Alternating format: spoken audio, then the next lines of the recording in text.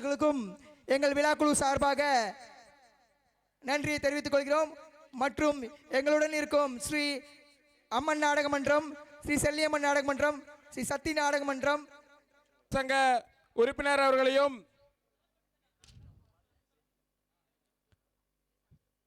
அன்னார் தட்சிணாபத்தி அண்ணா அவர்களையும் ராம் பிரசாத் அண்ணா அவர்களையும் சத்தியம்மன் நாடக ஸ்ரீ துர்க்கை செல்லாண்டியம்மன் பண்டிகையை முன்னிட்டு ஸ்ரீ மகாசக்தி செல்லியம்மன் நாடக மன்றத்தார் நடத்தும் அகிலம் போற்றும் 11ஆம் ஆண்டு நாடக விழா இன்னும் ஒரு சில மணித்துளிகளில் இந்த அலங்கார மேடையில் அரங்கேற இருக்கின்றன. இங்கே தலைமை பொறுப்பை ஏற்று இங்கு தலைமை தாங்கி நடத்தி கொடுக்க வருகை தந்திருக்கும் என்னுடைய மதிப்புக்கும் மரியாதைக்கும் உரிய அன்பிற்கும் பாசத்திற்கும் உரிய அண்ணன் திரு கே பெரியண்ணன் அவர்கள், வேப்பமரத்துப்பட்டி சிறு குறு விவசாயிகளுடைய சங்கத்தினுடைய தலைவர், விவசாயிகளின் வாழ்வாதாரத்தை நிறைவு செய்த தலைவர், விவசாயிகளுக்காகவே தன்னை அர்ப்பணித்த தலைவர் என்று தான் சொல்ல வேண்டும். அப்படி ஒரு நல்ல உள்ளம் கொண்ட ஒரு தலைவர் தன்னுடைய பணியை கோயம்புத்தூரிலே நிறைவு செய்து தனது சொந்த ஊரிலே ஒரு விவசாயிகளுக்கு ஒரு நலத்திட்டங்களை அமைத்து கொடுக்க வேண்டும். நம்மளுடைய சொந்த ஊரிலே விவசாயிகள் இவர்களெல்லாம் கஷ்டப்பட்டு கொண்டிருக்கிறார்கள், அவர்களெல்லாம் நல்ல வாழ்வாதாரம் பெற வேண்டும் என்று மனதிலே உறுதியாக ஏற்படுத்தி வாழ்வாதாரம் செய்வதற்கு என்ன வேண்டும் என்று மனதிலே முடிவெடுத்து, வாழ்வாதாரம் வேண்டுமென்றால் முதலிலே நமக்கு தண்ணீர் வேண்டும், அந்த தண்ணீரை விவசாயிகளுக்கு நாம் எப்படி செய்து கொடுக்க வேண்டும், எப்படி செய்து கொடுத்தால் அவர்கள் முன்னேறுவார்கள் என்று இந்த 10 வருடங்களாக இரவு பகலாக உழைத்து இந்த பகுதியை ஒரு பசுமையாக்கி இங்கே வந்து நிறைகுடம் போல அமர்ந்திருக்கும் என்னுடைய மதிப்புக்கும் மரியாதைக்கும் உரிய அண்ணன் பெரியண்ணன் அவர்களை வருக வருக வருக என இருகரம் கூப்பி வரவேற்று இந்த மகாசக்தி செல்லியம்மன் நாடக மன்றம் நடத்தும் இந்த 11ஆம் ஆண்டு சிறப்பான ஒரு நாடகமாக திகழ வேண்டும் என்று கூறிக்கொண்டு முன்னிலை வைக்க இங்கே வந்து கொண்டிருக்கும் என்னுடைய மதிப்புக்கும் மரியாதைக்கும் உரிய இங்கே வெள்ளர்வெளியிலே இருக்கின்ற இந்த ஏரியில் இன்றைக்கு நீர் இருக்கின்றது என்றால் இரவு பகலாக பாடுபட்டு முதலமைச்சருடைய பரிந்துரையின் பேரில் இரவு பகலாக தூங்காமல் இந்த ஏரியை நிரப்பிய திரு கே அசோக் அவர்களுக்கு எனது இந்த நேரத்திலே மனமார்ந்த நன்றியினை தெரிவித்துக் கொண்டு, மற்றும் இன்று வரை உழைத்து கொண்டிருக்கும் எங்களுடைய மதிப்புக்கும் மதிப்புக்கும் உரிய அண்ணன் அசோக் அவர்களுக்கு மறுமுறை ஒரு மனதான நன்றியை தெரிவித்துக் கொள்கின்றேன்.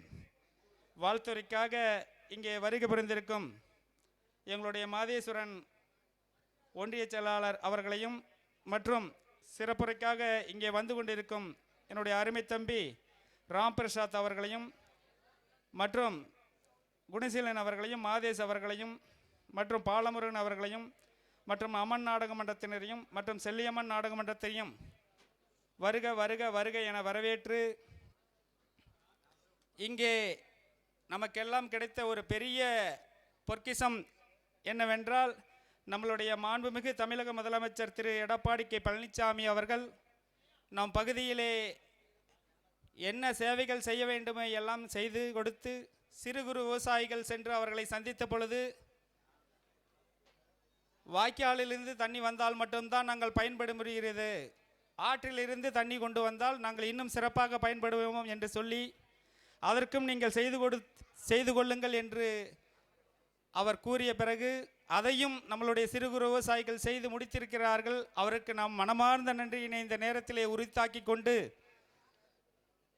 இங்கே சிறப்பு அழைப்பாளர்களாக வந்திருக்க என்னுடைய அருமை தம்பி செந்தில்குமார் அவர்களும், லட்சுமணன் அவர்களும், மணி அவர்களும், ராஜேந்திரன் அவர்களும், ஜெயபால் அவர்களும், முருகேசன், தாச கவுண்டர், ராம் பிரசாத், ராம் அரவிந்த், பெரிய தம்பி, ஜெகதீசன், சுப்பிரமணி மற்றும் விஸ்வநாதன், வெங்கடாஜலம், ராஜேந்திரன், செல்லமுத்து, நடேசன், சீனிவாசன், தேவன், ராம் பிரசாத், ராஜசோகர், குட்டி, மாதையன், சித்ரா, ராமேஸ்வரன், மரப்பன், சுப்பிரமணியன், சந்திரசேகர், தங்கதுரை, முருகன், செல்வம், அர்ஜுனன், வெங்கடேசன், மனோகரன், பாலாஜி, வெங்கிட்ட அசோகன், பாபு, வீரமணி, சேகர், சரவணன், முருகன் ஆகிய சிறப்பு அழைப்பாளர்களை நாங்கள் சிறப்பாக அழைத்து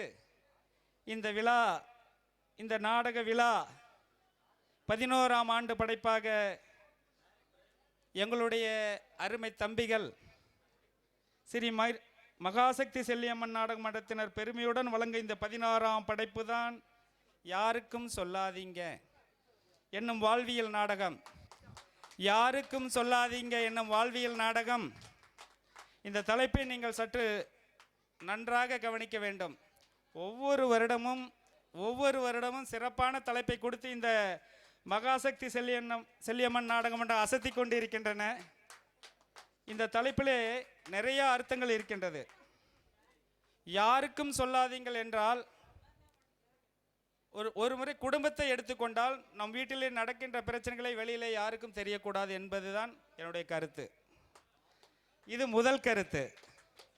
இரண்டாவது, நாம் ஒரு வேலையை உறுதி செய்ய வேண்டும். இந்த வேலையை நாம் முடித்து கொள்ள வேண்டும். இந்த வேலையை வெற்றிகரமாக முடிக்க வேண்டும் என்றால் நாம் யாரிடமும் சொல்லக்கூடாது. இரண்டாவது கருத்து. மூன்றாவது கருத்து, இந்த நாடக மன்றம் இதுவரை என்ன நடக்கின்றது, இந்த கதையிலே என்ன இருக்கின்றது என்பதை இதுவரை யாருக்கும் தெரியாது என்பது என்னுடைய கருத்து. அதனால் இந்த யாருக்கும் சொல்லாதீர்கள் என்ற தலைப்பை நீங்கள் அமர்ந்து கடைசி வரைக்கும் பார்த்தால்தான் இந்த நாடகம் புரியும். அதனால் நீங்கள் அமைதி காத்து, கண்டிப்பாக மழை வராது, இரவு பகலாக இந்த என்னுடைய அருமை அண்ணார் சொன்னார், இவ்வளவு செலவு பண்ணி இந்த பசங்க நடத்துகிறாங்க, நம்மளையும் கூப்பிடுறாங்க, நாமளும் வரோம், இவ்வளவு செலவு பண்ணி ஸ்டாண்ட் பண்ணுறாங்க, எதுக்காக இவ்வளோ பண்ணுறாங்க, இதில் ஏதாவது ரீச் ஆகுதா அப்படின்னு கேட்டார். ஒரு பெரிய சந்தோஷம். செல்லாண்டியம்மன் பண்டிகைக்கு இரவு பகலாக வந்து இங்கே அமர்ந்து இந்த தாய் செல்லாண்டியம்மனுக்கு திருவிழாவிலே ஒரு நாள் இரவு பகலாக ஒரு கலை நிகழ்ச்சியை நடத்த வேண்டும் என்றால் இன்று 10 மணிக்கு ஆரம்பித்து 2 மணிக்கு முடிஞ்சதுன்னா 90,000 ரூபா முடிஞ்சிடும். இங்கே இருக்கிற பசங்கள்லாம் யாருமே வேலைக்கு போகல, படிச்சிட்ருக்காங்க, காலேஜ் போயிட்டுருக்குறாங்க. தன்னுடைய திறமையில் இதை செய்கிறாங்கன்னா யாராலும் முடியாத காரியம் இந்த காரியம்.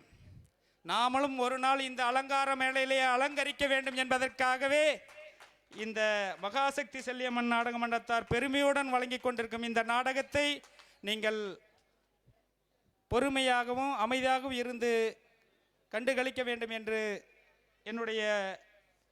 உங்களுடைய பொற்பாதங்களை தொட்டு வணங்கி கேட்டுக்கொள்கின்றேன். மற்றும் இங்கே இசை நிகழ்ச்சிக்காக இங்கே வருகை புரிந்திருக்கும் என்னுடைய அருமை தம்பி குணா ஈரோடு அவர்களையும், மேக்கப் கலை அம்பு குறுக்கப்பட்டி அவர்களையும், அம்மன் வீடியோ வெள்ளரிவள்ளி அவர்களையும், ஸ்பெஷல் ஆடியோ ஸ்ரீ அம்மன் வெள்ளரிவள்ளியிலையும் என்னுடைய மகாசக்தி செல்லியம்மன் நாடக மன்றத்திற்கு நான் சொல்லிக்கொள்வது என்னவென்றால், சீன் கம்பெனி அப்படிங்கிறது எல்லா சீன் கம்பெனியும் போல மோகன் சீன் கம்பெனி அல்ல. இந்த மோகன் சீன் கம்பெனியை அடுத்த முறை பெரியதாக அச்சடித்து நீங்கள் அவருக்கு விளம்பரமே தேவையில்லை. இருந்தாலும் எந்த ஊர் சீன் கம்பெனி என்பது இதில் நாம் தொலாவி தான் கண்டுபிடிக்க வேண்டியதாக இருக்கிறது. அதனால் அடுத்த முறை நீங்கள் போடும் பொழுது ஸ்ரீ மோகன் சீன் கம்பெனி குப்பிச்சிபாளையம் அப்படின்னு நல்லா விளக்கமாக போடுங்க. ஏன்னா எல்லாமே இயக்கங்கள் எல்லாம் அவர்கள் தான், நம்ம நடிப்பது ஒன்று தான் நம்ம வேலை. நம்மளை வெற்றி பெற செய்வதே இந்த மோகன் சீன் கம்பெனி தான். அதனால் மறுபடியும் மோகன் சீன் கம்பெனி அவர்களை எங்களுடைய செல்லியம்மன் நாடக மன்றத்தின் சார்பாக வருக வருக வருக என வரவேற்று ஒரு சிறு வார்த்தைகளை பேசி இந்த விழாவை தொடங்க இருக்கின்றேன். 11ஆம் ஆண்டு என்றால் இந்த நாடகம் ஏதோ 2 வருஷம் 3 வருஷம் போடுவாங்க இந்த பசங்க, அவ்வளோதான் அப்படின்னு தான் இந்த நாடகம் ஆரம்பித்தாங்க. ஆனால் இது 11ஆம் ஆண்டாக சிறப்பாக நடக்கின்றது என்றால் இதையெல்லாம் நாம் பெருமையாக சொல்லிக்கொள்ள வேண்டும். ஏனென்றால் எந்த ஒரு தயக்கமும் இல்லாமல் ஒரு 15 நாளிலே கதை எழுதி ஒரு 15 நாளிலே ஆங்காங்கே வேலையில் இருக்கிற பசங்களுக்கெல்லாம் இதுதான் உனக்கு சீனு, நீ அங்கேயே ஆக்ஷன் பண்ணிக்க அப்படின்னு சொல்லி கொடுத்து இந்த 3 நாளில் ஊருக்கு வந்து இந்த ஒரு நாளில் நடிச்சுட்டு நாளைக்கு வெடிஞ்சா நாளானிக்கெல்லாம் அவன் அங்கங்கே செட்டில் ஆயிடுறாங்க. இது பெரிய சமாச்சாரம். நாங்கள்லாம் அம்மன் நாடக மன்றம் நடிக்கும் பொழுது 15 நாள் ரிகல்ஸு கூப்பிடுவார். காமராஜ் செல்வம், போவோம், நடிப்போம், திருப்பியும் நாடகத்தில் என்ன மறந்துடும். அப்படிலாம் இருந்த இடத்துல நல்லா நடிச்சிட்டு இருக்காங்க. அப்படிங்கும்போது நம்ம அவங்களெல்லாம் வாழ்த்தி இங்கே வருகை புரிந்திருக்கும் என்னுடைய மதிப்புக்கு மரியாதைக்கும் உரிய அண்ணன் திரு ராஜ் அண்ணன் அவர்களையும் வருக வருக என வரவேற்று, அண்ணன் திரு கந்தசாமி அண்ணார் அவர்களையும் வருக வருக என வரவேற்று, மற்றும் இந்த சிறு குறு விவசாயிகள் சங்கத்தினுடைய உறுப்பினர்கள் அனைவரையும் வருக வருக வருக என இருகரம் கூப்பி வரவேற்று, இந்த நாடகம் சீரும் சிறப்புமாக நடைபெற என்னுடைய அன்பான பாதங்களை தொட்டி வரவேற்று, நீங்களெல்லாம் அமைதி காத்து இந்த நாடகத்தை சீரும் சிறப்புமாக நடத்தி கொடுக்க வேண்டும் என்று உங்களுடைய பற்பாதங்களை தொட்டு வணங்கி விடைபெறுகிறேன். நன்றி, வணக்கம். அடுத்ததாக ராசண்ணா அவர்களை சிறிது நேரம் உரையாற்றுமாறு.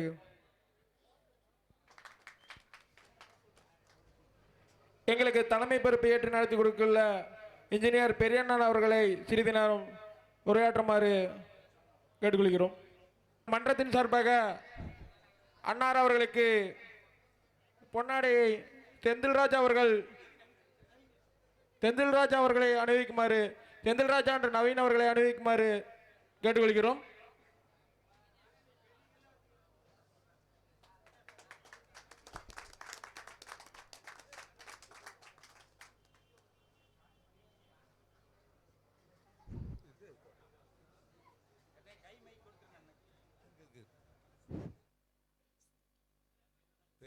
பேரன்பு கொண்ட நமது வெள்ளரிவெளியின் வட்டார பக்த கோடி மக்களே, ஏனென்றால் நம்முடைய எல்லாம் இருந்து பக்தி என்பது இல்லாவிட்டால் எதுவுமே இல்லை. உண்மையிலேயே அனைவரும் உணர வேண்டும். பக்தி என்றால் சாமியை கும்பிடுவது மட்டுமல்ல, முதலிலே நம்முடைய முன்னோர்களை புரிந்து கொண்டு அவர்களுக்குள்ள மரியாதையை கொடுக்க வேண்டும். குறிப்பாக தாய் தந்தைகளுக்கு. ஏனென்றால் தாய் தந்தை இல்லாமல் நாம் இல்லை. இன்றைய நவீன உலகத்திலே எல்லாமே நாம் கூட பரவாயில்ல, எல்லாமே நான் என்ற அகந்தையோடு நாம் நடந்து கொண்டிருக்கிறோம்.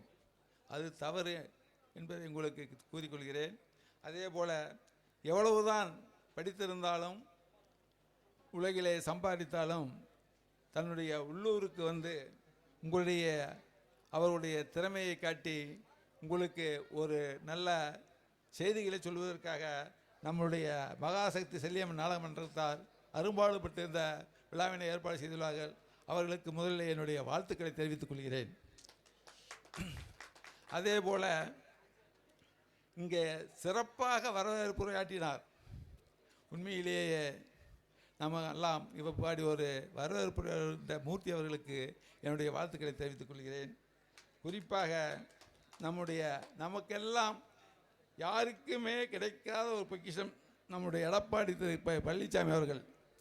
நாம் நினைத்து பார்த்தோமோ, நம்முடைய ஊரிலே உள்ளவர், நம்முடனே இருந்தவர், ஒரு சாமானியர், நம்முடைய தமிழ்நாட்டின் முதல்வராக வருவார் என்று யாராவது நினைத்து பார்த்தீர்களா? எப்படி வந்தார்? அவருடைய கடின உழைப்பு என்பது தான் தவிர வேறு எனக்கு தெரியவில்லை. அதே போல் இன்றைக்கு நம்முடைய வெள்ளரிவெளி கிராமத்திற்கு எந்த ஒரு பிரச்சனை என்றாலும், பொது பிரச்சனை என்றாலும் உடனடியாக தீர்வு காண்பதற்கு அவர் ரெடியாக இருக்கிறார். இன்றைக்கு இந்த கூட்டத்தில் அவர் சார்பாக நான் உங்களுக்கு சொல்லிக் கொள்கிறேன், உங்களுக்கு ஏதாவது பொது பிரச்சனைகள் இருந்தால் தயவு செய்து தாராளமாக சொல்லுங்கள். அதை உடனடியாக ஒரே வாரத்திலே முடித்துக் கொள்கிறேன். ஏனென்றால் அவர் வெள்ளரிவெளி என்றால் அவருடைய மனதிலே ஒரு இடம் இருக்கிறது. இந்த பேர்பட்ட சந்தர்ப்பத்தை நாம் பயன்படுத்தி கொள்ளாமல் இருந்தால் நமக்கு எப்போதுமே நாம் வாழ்க்கையிலே முன்னேற முடியாது. எனவே நீங்கள் இந்த சந்தர்ப்பத்தை பயன்படுத்தி கொண்டு நம்முடைய வெள்ளரிவெளியில் கிராமம் முன்னேறாவிட்டாலும் அதை உபயோகப்படுத்தி நாமும் முன்னேற வேண்டும். நாம் முன்னேற கிராமம் முன்னேறிடும். அதுக்கான வழிகளை நீங்கள் தெரிந்து கொள்ள வேண்டும். இந்த நாடக மன்றத்தாரும் அவர்களுடைய நாடகத்திலே இந்த மாதிரி கருத்துக்களை சிறிய முறையில் உங்களிடம் எடுத்து சென்றால் நன்றாக இருக்கும் என்று கேட்டுக்கொள்கிறேன். அதுவும் இல்லாமல் இன்றைக்கு நிறைய திருவிழா போட்டுள்ளோம். 40 ஆண்டுகளாக வற்றி போன ஏரியிலே ஒன்றுமே பார்க்க முடியவில்லை, ஒரு நண்டு கூட இல்லை. இன்றைக்கு ஏரி நிரம்பியுள்ளது. அழகாக தெப்பத்தேர் விட்டு சாமியை ஊர்வலம் கொண்டு வந்திருக்கலாம். அது நடக்கவில்லை. ஏன் நடக்கவில்லை? எல்லாருக்குமே ஒன்று இருக்கிறது. அதாவது அதுதான் ஆண்டவனுடைய அணுகுமுறை என்பது தான். சத்தம் போடாதீங்க. எல்லாருக்குமே அதாவது ஆண்டவனுடைய கணக்கு என்று ஒன்று இருக்கிறது. நாம் என்னதான் கணக்கு போட்டாலும் நம்முடைய கணக்கெல்லாம் தவறாக போய்விடும். ஏனென்றால் தகுந்த நபருக்கு தகுந்த நேரத்திலே தகுந்த மரியாதை கொடுக்காத ஒன்று. நான் தைரியமாக சொல்லுவேன். இன்றைக்கு நாம் இது நடத்த முடியவில்லை என்றால் அதாவது தகுந்த நபருக்கு தகுந்த நேரத்திலே தகுந்த மரியாதை கொடுக்கவில்லை. அதுதான் ஆண்டவனாக பார்த்து இந்த நிறுத்திவிட்டான்னு சொல்லி இது இந்த மாதிரி நிலைமை எதிர்காலத்தில் இருக்கக்கூடாது.